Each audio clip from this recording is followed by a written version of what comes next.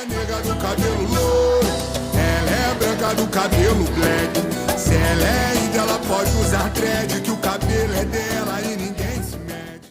Olá pessoal, eu sou Fortunato. E eu sou a Suelen, e esse é o primeiro episódio do Trocando Ideia Camp Centro, que vai ter sempre 2 convidados ou 2 convidadas que vão contar aqui pra gente um pouco das suas vivências, das suas histórias. E hoje a gente tem 2 convidadas aqui, que eu nem vou falar nada. Fala aí, Fortunato, bem essas poderosas. Na Semana da Consciência Negra Camp Centro, neste primeiro momento, vamos falar com ela. 2 mulheres incríveis, empoderadas, inspiradoras, determinadas, representativas, além de lindíssima, óbvio. E aí são elas, Tabata Alexandrina e Amanda Freitas. Palmas pra elas! Mas acho que elas, né, se apresentam, né? Sim. Já tá aqui na animação. Eu sou Amanda Freitas, tenho 29 anos, sou gerente do Camp Centro. Estou aqui na entidade já vão fazer 10 anos, agora em 2022. Acho que é isso, gente. Tem bastante coisa pra contar, né? Sim, Essa apresentação já dá uma ansiedade. E você, Tabatinha? Bom, meu nome é Tabata. Eu estou no Camp Centro já tem 3 anos e uns 4 meses. Eu sou assistente social, técnica de referência do Serviço de Convivência e Fortalecimento de Vínculo, né, aqui no Camp Despertar e Caminhar. Maravilha, só o poder. Mas sabe uma coisa importante que eu acho que é legal a gente abordar aqui, né? Como você comentou do tema, né? Que é a Semana da Consciência Negra, que vai ser aplicada aí para os jovens, né? Tanto do programa de socioaprendizagem quanto do serviço de convivência. E, na verdade, esse tema é um tema muito abrangente, né? Mas nos últimos anos, aí nos últimos meses, especialmente aí nesse período da pandemia, o movimento negro e as ações afirmativas, elas ganharam uma certa proporção. Ocuparam aí outros lugares, outros espaços, mas eu acho que ainda tem uma caminhada longa, né, nessa estrutura social que a gente vive aí, que é bem ainda enraizada, né, de preconceitos. E aí eu queria aproveitar esse gancho para falar de uma coisa importante, né, uma novidade aí que o Camp Centro, né, fomos contemplados aí com o selo de igualdade racial, que é da Secretaria de Direitos Humanos e Diversidade da Prefeitura, não é isso? Isso mesmo. E aí, pra gente entender um pouquinho melhor como é que a gente conseguiu esse selo, como que a gente conquistou, quais foram os critérios, acho que a Amanda vai conseguir trazer pra gente essa informação. E assim, né, elas vão lá representar o camp, pra receber o prêmio, entendeu? Vão lá as duas, assim, imagina elas chegando aqui, ó, é o poder. Mas, Belíssimas. né, eu já vou me esperar as fotos aqui, né? Mas fala pra gente um pouquinho quais foram os critérios, como que o Camp conseguiu isso? Qual foi, assim, a avaliação? Assim, a principal avaliação que eles fizeram foi dentro da hierarquia das funções dentro da entidade, né? As instituições que possuíam pelo menos 20% do quadro entre colaboradores, terceirizados, diretoria, funcionários negros, né? Pessoas negras. Hoje o Camp, ele tem aí dentro do seu quadro de funcionários internos, né, sem contar os aprendizes, mas dentro dos seus funcionários internos, diretoria, conselho, 24% de pessoas negras hoje atuando dentro da entidade. Então, estávamos dentro do que eles estavam buscando e por isso fomos contemplados. Nossa, isso é muito bacana, cara, porque eu acho que quando a gente trabalha com jovem, né, eu acho que ele se sentir representado, né, e ter figuras... Sentimento de pertencimento, né? Total. E representatividade. Exato, Sim, ele olhar bastante. você ali e falar, pô, eu me identifico com ela, eu Sim. vou estar lá um dia e tal. Isso é Principalmente bacana. porque, assim, nós estamos falando do Camp Centro, instituição que trabalha com adolescentes em vulnerabilidade. A maior parte do nosso público vem da periferia. Então, faz muito mais sentido quando a gente olha para isso e você fala, olha, hoje o Camp, ele está sendo representado através do selo de igualdade racial. Acho que isso faz muito mais sentido pro jovem quando ele vê isso, ele se sente realmente representado. Eu me sinto representada. Sim. Eu também. E como é que tá o coração aí, a expectativa pra ir lá receber? Ai, Coisa fina. A pessoa já tem ansiedade, tô bem ansiosa. Eu acho que vai ser importante, é que nem a Amanda falou. Pra eles é muito importante. Eu falo porque, assim, quando eu vou falar da minha vivência, eu tenho vários exemplos do despertar, das entrevistas, do cotidiano com os adolescentes.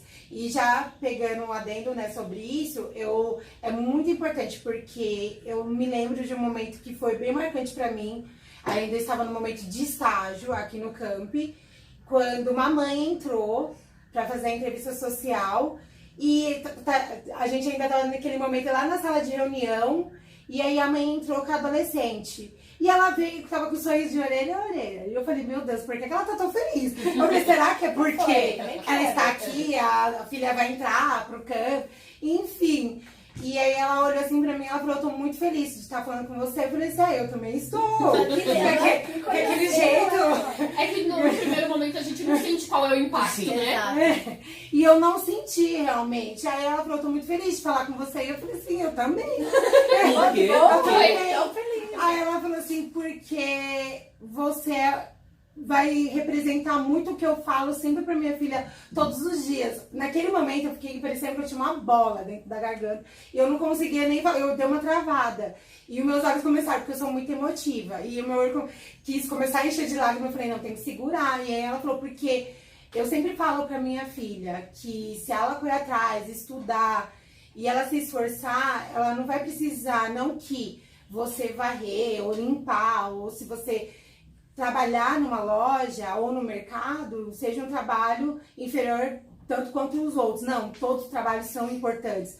Mas é que ela quis dizer naquele momento que ela viu uma mulher negra estar num lugar que ela precisava mostrar para a filha dela que ela poderia acessar esse lugar. E para mim foi muito importante.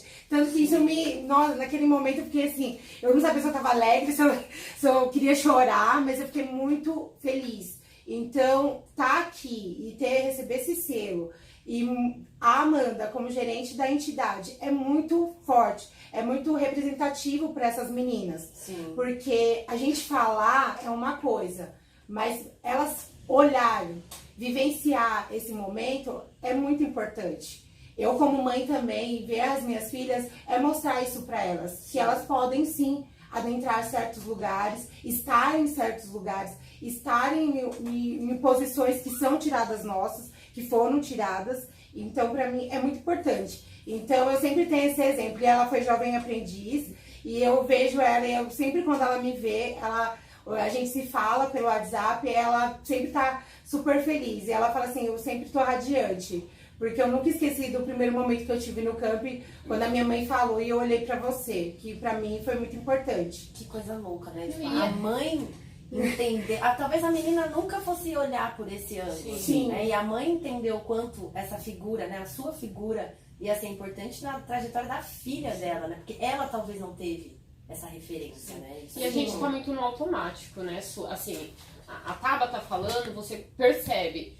A gente tá tão acostumado, né, como a sociedade impõe isso pra gente, que o primeiro momento a Tabata não entendeu o porquê que a mãe estava olhando pra ela radiante de ver ela ali, né, assistente social, ela vai receber a minha filha. É uma mulher negra recebendo a minha filha negra. Então, assim, a gente não tem noção. A gente não tem ideia de como é importante o nosso papel aqui dentro do camp, na sociedade. Por mais que a gente fale, na prática é totalmente diferente. E quando cai a ficha, você fala, meu, caramba, olha só em que lugar eu estou, em que posicionamento eu estou e o que eu represento para essa molecada hoje. E aí, na semana passada, na semana retrasada, escrevendo pra Marina o textinho que ela precisava mandar lá pro pessoal do selo, eu fiquei refletindo muito sobre isso, porque hoje, estar na posição de gerente do camp ainda me assusta um pouco quando eu paro pra pensar efetivamente o que isso significa na minha vida, né? O quanto isso representa pra, tipo, centenas de pessoas que passam pelo camp e olham pra gente e falam, caramba, tem uma ex-aprendiz que, assim, eu tava até lembrando dela hoje de manhã, que é muito marcante pra mim. Ela trabalhou com a gente aqui no camp, e aí, num feedback final, antes do término do contrato dela, ela falou pra mim, Amanda, eu me espelho muito em você.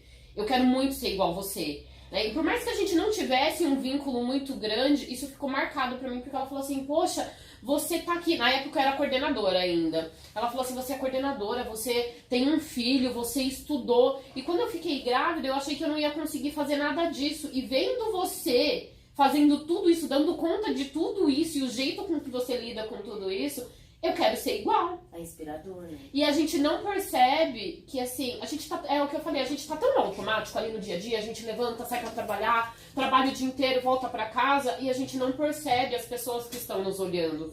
e o quanto é impactante na vida dessas pessoas nos verem atuantes. Então eu acho que esse selo, ele vai, assim, para além de qualquer coisa que a gente possa falar aqui hoje, né? Porque faz parte do histórico da Amanda, do histórico da Tabata, do histórico de centenas de adolescentes que passaram pelo camp, que irão passar pelo camp, como será a trajetória deles daqui pra frente. Então é muito significativo. Eu vou ficar aqui só esperando as fotos, eu vou ficar segurando as lágrimas, gente. Porque assim, brincadeiras à parte, mas é muito isso, assim, né? O quanto vocês inspiram e aí você só tá vivendo, né? Sim, você tá a gente tá só coisas vivendo. ali, tá ali trabalhando, fazendo as coisas, tal, não sei o quê, e quando você ouve uma coisa dessa, você fala, putz. Sim. deve ser E a gente não. E impactante. assim, e a situação em que é imposta pela sociedade na nossa vida faz com que muitas vezes a gente não enxergue o quão capaz a gente é. Né? Então, assim, hoje, embora eu tenha 29 anos, né, com essa carinha de novinha, às vezes eu chego em algum lugar, você vai fazer algum cadastro, né, e aí perguntar, qual é a sua função? Aí eu falo, eu sou gerente. A pessoa, ela te olha estranho, Diferente. e aí eu faço uma reflexão assim, eu falo, nossa, caramba, eu sou a gerente, eu sou a gerente do Camp Centro. Então, assim, por mais que a gente fale, o sentimento de pertencimento só vem nesses momentos, né? Ou que as pessoas olham positivamente, Sim. né? Porque falam, nossa, caramba, mas você é tão novinho, você já é gerente? Ou então quando eu falo, eu trabalho, sei lá, há 10 anos no... Nossa, mas você trabalha já há 10 anos? Já há 10 E anos. quando também tem a questão do nosso grau de instrução, quando você vai falar Sim. o que sua escolaridade, aí você fala assim, pós-graduada, já dá um olhar, porque aí a pessoa meio que volta de novo e ela fala assim, será? Tipo, tem esses dois Pode olhares, falar, né? Que Aquele olhar surpreso, porém que você pode perceber de duas maneiras diferentes, né? Sim. Aquele olhar surpreso de, nossa, caramba! legal, Que né? Mais uma bacana, Parabéns. não, vez, exato! representar. E aquele olhar de, Como assim? é sério? Como você conseguiu? E eu percebo isso, assim, em conversas aleatórias, quando a gente fala da nossa formação, às vezes tá falando, você estudou aonde? Sei lá, eu fiz São Judas. Nossa, você estudou no São Judas? Mas você fez o quê? Então, assim... Você era bolsista? Exato! Eu vi Tem essas pessoas questões. Exato! Parece que aquele lugar não é pra gente errar. Mas não Tem uma é. explicação pra você estar ali. Exato. Não, é bolsista, você Exato. É cota. É cota, certeza. Sim. Ou Tipo então, assim, ou você é o que lá? Você é aprendiz? Você é, sei lá, telefonista? Então, assim, existem esses dois sentimentos, né? Aquele de surpresa, aquela surpresa positiva, engajadora, que você fala, nossa, caramba, eu sou foda mesmo, né? Você fala, agora sim. E aquele sentimento de tipo, putz, meu, será que a pessoa não vê que eu também sou capaz, independente de qualquer coisa? Então é um lance assim muito louco, né? É um processo em que acho que a gente vive uma constante reflexão, né? De tudo que a gente vive, do que a gente já viveu, né? Dos lugares que a gente passou. Meu pai é negro, a minha mãe é branca. Então, isso tem um peso, porque assim, embora minha mãe seja branca, minha mãe é branca, tem os olhos verdes, meu pai é negão. Meu pai sempre disse pra mim, não existe essa de pardo, moreno claro, enfim, ou você é branco ou você é preta. Meu pai também fala isso. O meu pai sempre disse isso. E no seu caso também, o seu pai é negro. Meu sua pai mãe é também, branca. meu pai é negro e a minha mãe também é branca. A minha mãe não tem olhos claros, mas a minha mãe tem cabelo liso. E a família da minha mãe, por mais que tenha algum... Porque a gente sabe, né? Brasil, né? Tem a miscigenação, a mistura. Mas tem uma grande parte branca. A do meu pai não, é 100% negro. Mas a gente tem essas questões. E a minha mãe, para ela entender o lugar da mulher negra, entender o que se passa, a minha mãe não entendia. Ela começou a entender agora.